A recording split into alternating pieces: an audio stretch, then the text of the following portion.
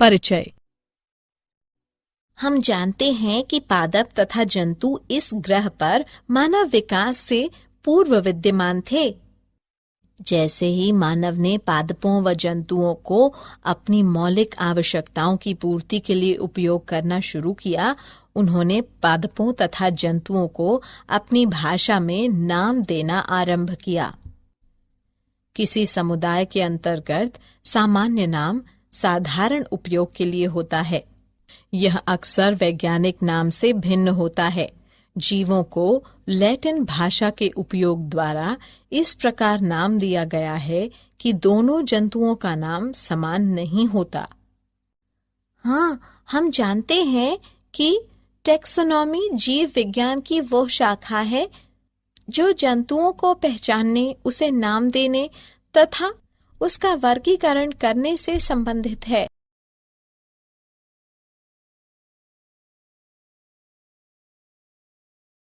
उद्देश्य। इस पाठ के अंत में आप निम्न करने में सक्षम हो जाएंगे: टैक्सोनॉमिक प्रकारों की पहचान करना, प्रजातियों को समझना, वर्ष को समझना, कुलों के प्रकार को ज्ञात करना, गण के प्रकार को समझना, वर्ग को समझना, संघ को समझना,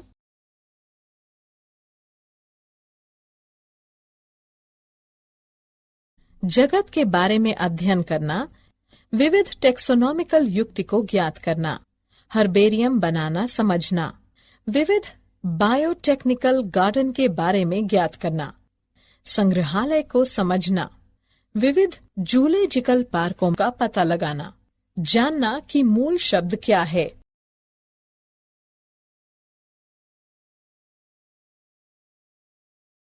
वर्गीकरण।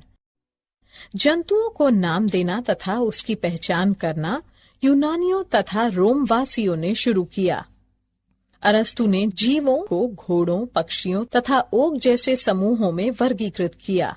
उन्होंने कहा कि सजीव या तो पादप हैं या जंतु। मध्य युग में जीवों का वर्गीकरण लंबे लैटिन चित्रणों के प्रयोग द्वारा किया गया। जॉन रॉय ने तर्क दिया कि प्रत्येक जीव का एक समूह नाम से होने चाहिए, नहीं तो मनुष्य सही रूप से देख व लिख नहीं पाएगा।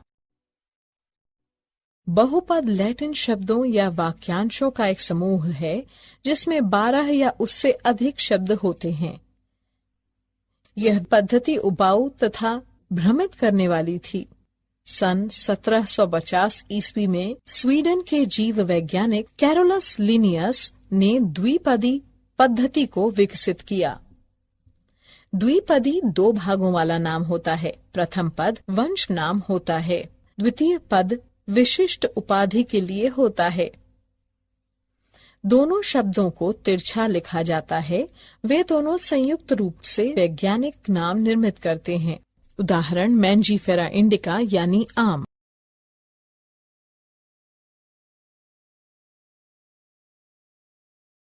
वर्गीकरण के प्रकार। अरस्तु ने जीवन को 14 समूहों में वर्गीकृत किया, जैसे स्तनधारियों, पक्षियों इत्यादि।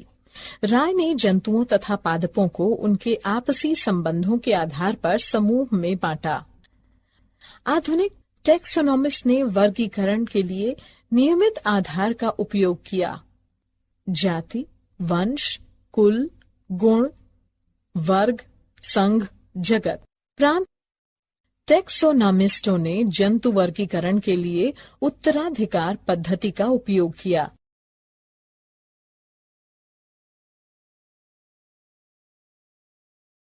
जाति। जॉन राय के अनुसार जाति जीवों का एक समूह है जो आपस में उर्वर बच्चों को जन्म देते हैं। ऑनसेट मेयर ने जैविक जाति अवधारणा को प्रतिपादित किया।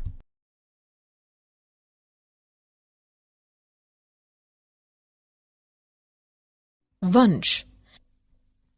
वंश के अंतर्गत संबंधित जातियों का एक ऐसा समूह आता है जिसमें दूसरे वंशों के जातियों की तुलना में गुण सामान्य होते हैं। जीनस पद की उत्पत्ति लैटिन भाषा से हुई है। जीनस बराबर वंश क्रम, कुल, प्रकार, लिंग या ग्रीक भाषा के जोनस यानी जाति और वंश को मिलाकर यानी परिवार। हम कैसे कह सकते हैं कि जेनरा निकटतम संबंधित जातियों का औसत है।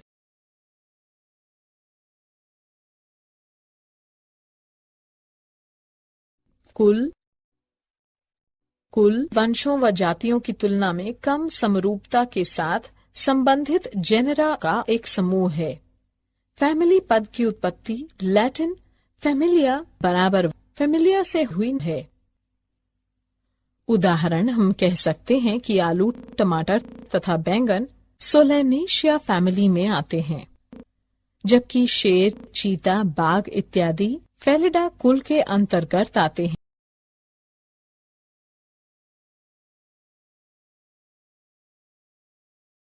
गण निकटता से संबंधित कुलों का एक समूह जिनमें निश्चित रूप से सामान्य गुण होते हैं। गण यानी ऑर्डर पद की उत्पत्ति लैटिन के आडो बराबर श्रृंखला यानी सीरीज यानी पंक्ति यानी गण यानी ऑर्डर से हुई है। उदाहरण पादप कुल सोलेनेसिया एवं कंवोल्वुलेसिया को पोल्मोनियल्स गण में सम्मिलित किया जाता है, जबकि जंतु फैमिलीज जैसे कि फेलिडा एवं कैसिंडा मांसाहार यानी कार्निवोर गण के अंतर्गत आते हैं।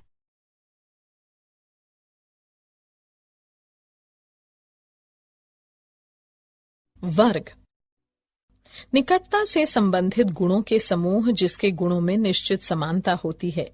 क्लास या वर्ग पद की उत्पत्ति लैटिन के क्लासिक बराबर एक वर्ग या गण जाति प्रकार से हुई है। उदाहरण वर्ग स्तनधारी मेमेलिया।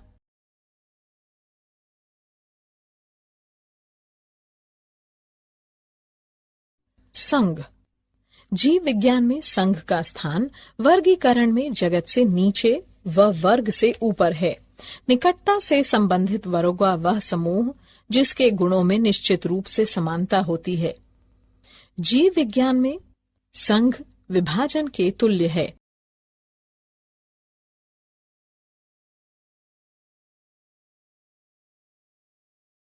जगत या रेगनम वर्गीकरण में या तो उच्चतम स्थान या प्रांत से नीचे का स्थान है।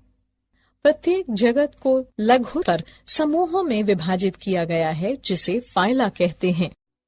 6 जगतों के निकाय हैं जंतु, पादप, कवक, प्रोटिस्टा, आर्केया, बैक्टीरिया, जबकि कुछ लोग केवल 5 जगतों को मानते हैं। मोनेरा, प्रोटिस्टा, क्वक, पादप, जंतु।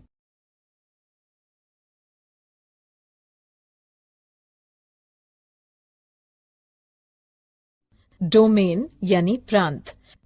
प्रांत जीवों के टेक्सोनॉमी रैंक में जगत से भी उच्चतर सबसे उच्चतम है।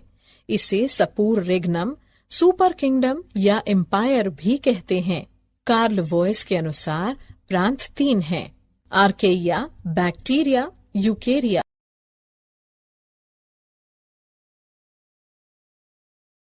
टेक्सोनोमिक एड्स सूचनाओं तथा नमूनों के भंडारण जो जीव की पहचान तथा वर्गीकरण में मदद कर सकते हैं, टेक्सोनोमिक एड्स कहलाते हैं। हर्बेरिया, बोटैनिकल गार्डन, संग्रहालय व जूलॉजिकल पार्क जैसे कई टेक्सोनोमिक एड्स हैं।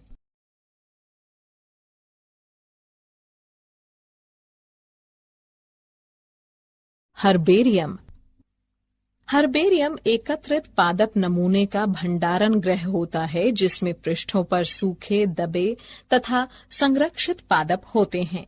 इन पृष्ठों का वर्गीकरण सर्वत्र स्वीकृत तंत्र के अनुसार किया जाता है। हर्बेरियम पृष्ठों पर ये नमूने उनके वर्णन के साथ भविष्य के उपयोग के लिए भंडार गृह या गोदाम में रखे जाते हैं। हर्बेरियम पृष्ठ में लेबल पर एकत्रित करने की तिथि व स्थान अंग्रेजी में स्थानीय तथा बोटानिकल नाम, कुल, संग्रहकर्ता का नाम लिखा होता है। ये नमूने संपूर्ण पादपों या पादप के भाग हो सकते हैं। ये प्रायः शुष्क रूप में किसी पृष्ठ के ऊपर रखा जाता है। इन्हें अल्कोहल या अन्य संरक्षित पदार्थों में भी रखा जाता है, जो पदार्थों की प्रकृति पर निर्भर करता है। हर्बेरियम में पादप वर्ग का वर्णन करने के लिए नमूने को अक्सर निर्देशित पदार्थ के रूप में उपयोग किया जाता है। कुछ नमूने इसके प्रकार भी हो सकते हैं।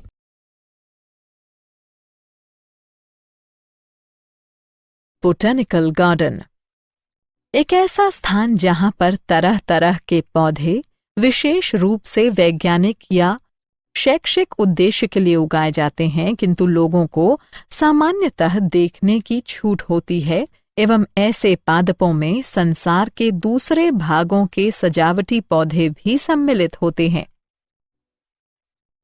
ऐसे विशिष्ट वाटिका में हवाला देने के लिए जीवित पौधों का समूहन होता है। ऐसे वाटिकाओं में पादप प्रजातियों को पहचान के लिए उगाया जाता है तथा पादप पर इनके बोटेनिकल या वैज्ञानिक नाम तथा इनके कुल का नाम अंकित रहता है। प्रसिद्ध botanical garden royal botanical garden Kew, England में है। प्रसिद्ध भारतीय बोटेनिकल शोध संस्थान लखनऊ में है।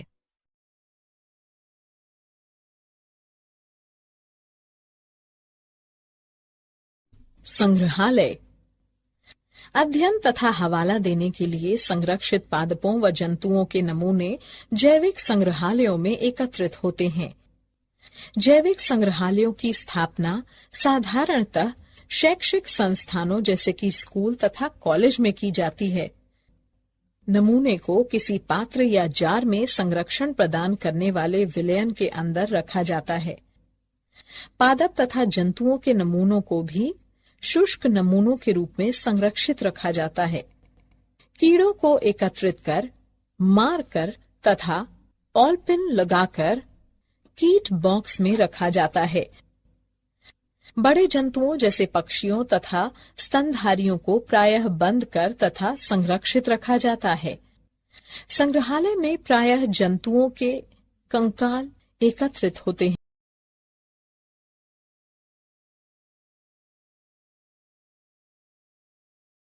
जूलॉजिकल पार्क वैसे स्थान जहां पर जंगली जंतुओं को मानवों की देखरेख में सुरक्षित वातावरण में रखा जाता है तथा जो उनके खानपान तथा आदतों के बारे में सीखने में हमारे सहायक होते हैं। चिड़ियाघर में सभी जानवरों को उनकी प्राकृतिक आवास के अनुकूल हर संभव परिवेश प्रदान किए जाते हैं। बच्चे इन पार्कों में जाना पसंद करते हैं, जिसे सामान्यतः चिड़ियाघर कहते हैं।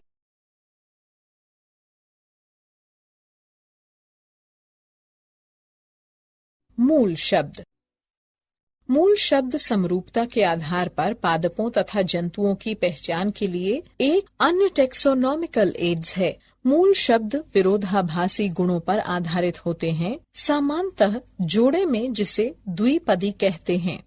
यह दो विपरीत विकल्पों के बीच चयन को निरूपित करता है। इसके परिणाम स्वरूप एक ही स्वीकृति तथा दूसरे का त्याग होता है। शब्दकोश में प्रत्येक कथन नेतृत्व यानी स्मंक कहलाता है। प्रत्येक टेक्सोनॉमिक प्रकार जैसे कि कुल, वंश तथा प्रजातियों की पहचान के लिए अलग अलग टेक्सोनॉमिक शब्दकोश की जरूरत पड़ती है। शब्दकोश प्रायः प्राकृतिक रूप से विश्लेषणात्मक होता है। उनके वर्णन को लिखने के लिए कुछ अन्य साधन जैसे कि वनस्पति जगत, मैनुअल, मोनोग्राफ्स तथा कैटलॉग होते हैं। वे सही पहचान करने में भी मदद करते हैं। वनस्पति जगत में आवास की वास्तविक स्थिति तथा किसी दिए हुए क्षेत्र में पादपों का वितरण होता है। यह किसी विशेष क्षेत्र में पाए जाने वाले पादप प्रजातियों की अनुक्रमणिका प्रदान करता है। मैनुअल किसी क्षेत्र में पाए जाने वाले प्रजातियों के नामों की पहचान के लिए सूचनाएं प्रदान करने के लिए उपयोगी होता है।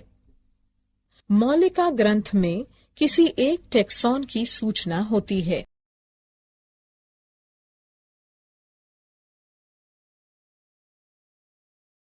क्या आप जानते हैं एसिटाबुलेरिया 6 सेंटीमीटर से 10 सेंटीमीटर लंबी सबसे बड़ी पादप कोशिका है।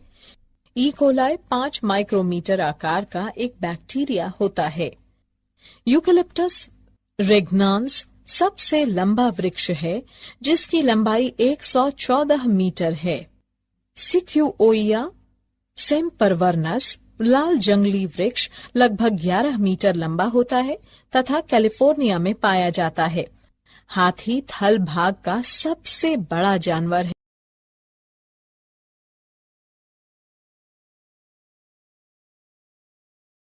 सारांश।